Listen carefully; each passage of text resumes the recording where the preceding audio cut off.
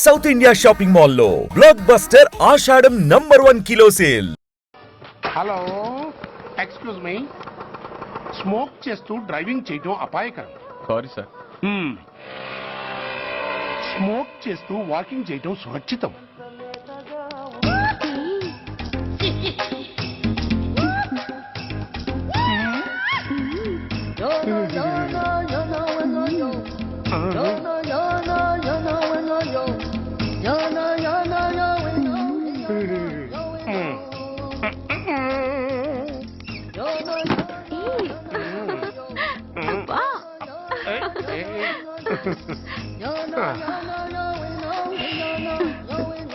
ఎలా ఉంది?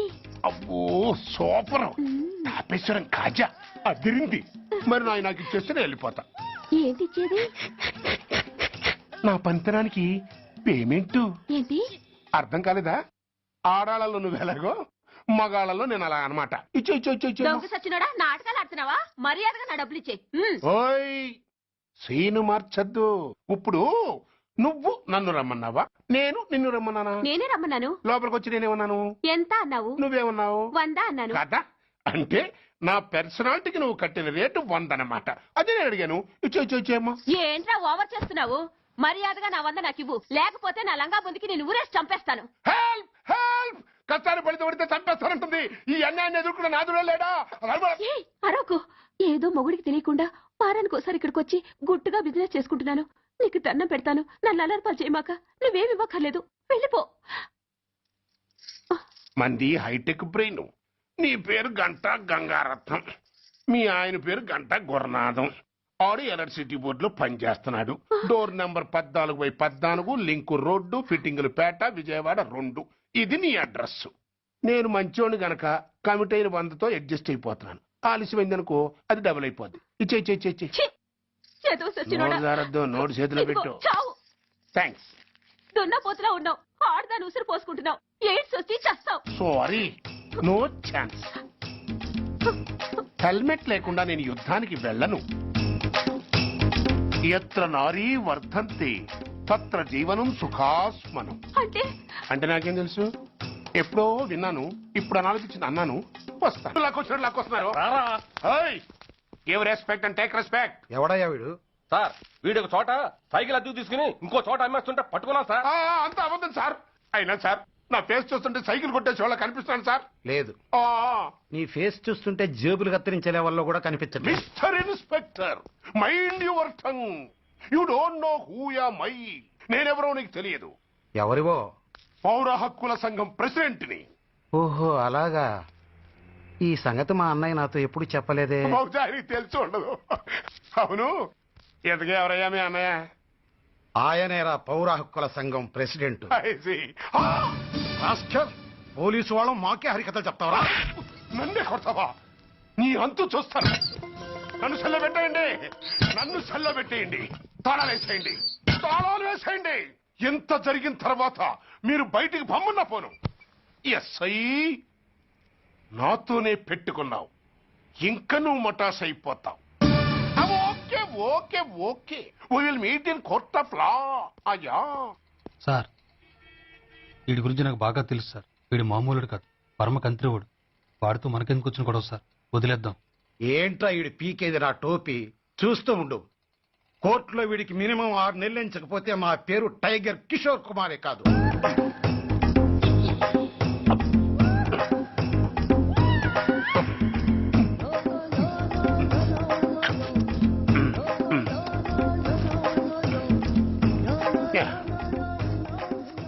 అది తింటారా బాబు?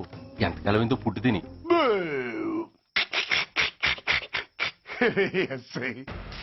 నాతో పెట్టుకుని హోల్లో ఏలెట్టావు. ఈ దారమే నీ పేక్కి ఉరితాడవుద్ది.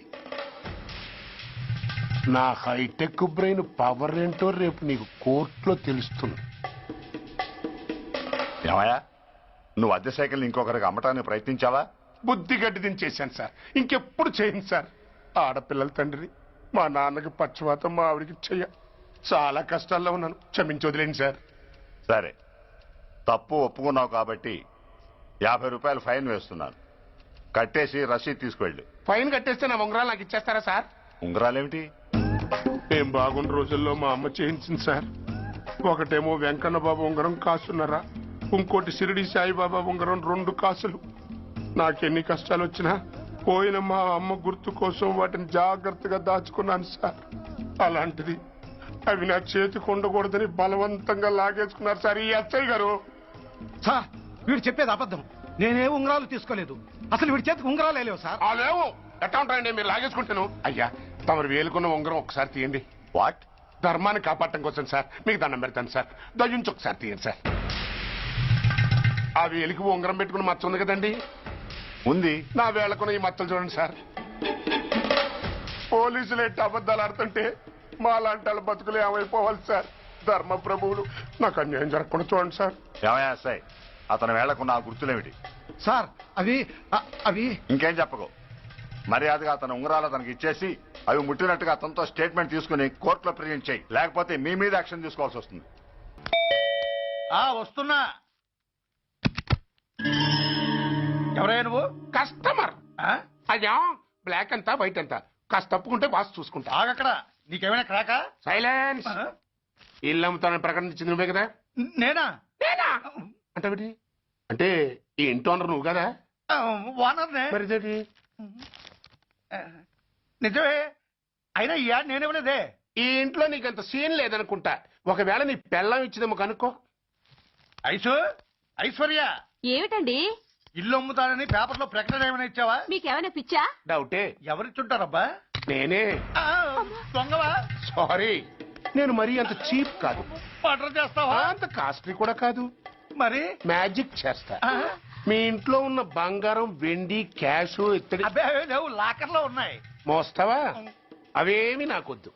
మీ ఇంట్లో బెడ్, ఫుడ్, కనీసం వాటర్ గ్లాస్ కూడా టచ్ చేయను. మరైతే నన్ను అబ్బచ్చా, నీకంత లేదు గాని తగ్గు. జస్ట్ మీ ఇంట్లో కాసేపు కాలక్షేపం చేసి తర్వాత నా దారి నేను చూసుకుంటా. ఎందుకు? అందుకు. నోర్మయ్య, నోళ్ళు తెరిచారో కాల్చి పారేస్తా. వెళ్ళి అక్కడ కూర్చోండి. కూర్చోండి. నమస్తే సార్. నమస్తే. రండి రండి కూర్చోండి. కూర్చోండి. ఎంత అనుకుంటున్నారు? అంటే పేపర్ చదవలేదా? 10 లక్షలు. ఇంకో మాట అనుకోవచ్చుగా. ఆ ఛాన్స్ లేదుగా. Cash down. ఓకే సార్, ఇదిగోండి 2 లక్షలు అడ్వాన్స్. 5 ఇవ్వచ్చుగా. డాక్యుమెంట్స్ చూసిద్దామని. ఓకే ఓకే, అడ్జస్ట్ అయిపోతా.